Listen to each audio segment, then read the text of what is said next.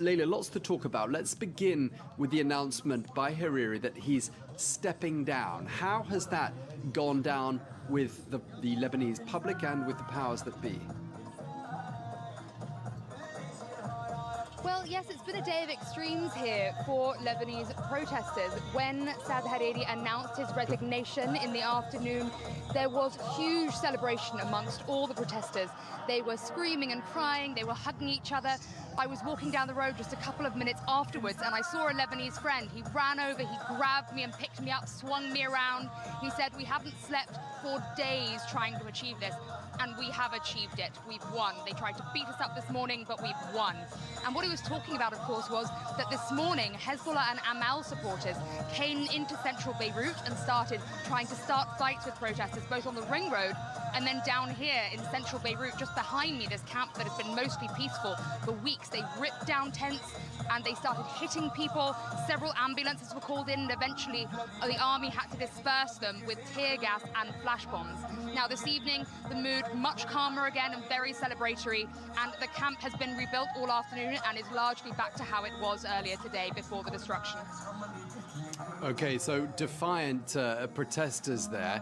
And just going back to that violence by the supporters of Hezbollah, I mean, do people think that that could be something of a game changer, given that up until now everything has been peaceful and not really any indication of any sectarian interference or any backing of any one sectarian group? I mean, what's your take? Well, yes, in general, absolutely this is a change, but this isn't the first day this has happened. We have seen incidents of this almost every day, and not just from Amal and Hezbollah, although they have been the main group that have had supporters trying to attack protesters. We have seen representatives of different political parties trying to get involved in the protests, either saying we are with you or trying to intimidate protesters in different areas. But this violence was at a level that we have not seen yet.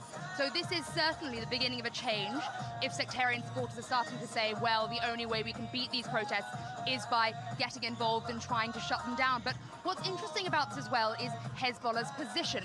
Hezbollah's in a very difficult situation right now. Now, of course, we have to be careful when we say Hezbollah supporters, because they are Hezbollah supporters, the people who've been coming down and causing this trouble. But Hassan Nasrallah, the head of Hezbollah, has been very clear to say that he has not sent them. Now, of course, there are internal machinations going on there, but it's not in his favor that Saad Hariri stood down today. He didn't want him to. And one of the reasons Hariri stood down was that he had said that if there was any more violence, he would feel forced to. He was backed into a corner today because Hezbollah, of course, has more power in the current government than they have ever had. So Hezbollah is facing this tough position. Traditionally, they are a resistance movement. They are the voice of the people, of the disenfranchised Shia in the south is how they represent themselves, not part of the political elite, which they're suddenly being cast as. So from here on out, they sort of have two options. Either they can keep doing what they're doing, which is throw the weight behind the current parliament.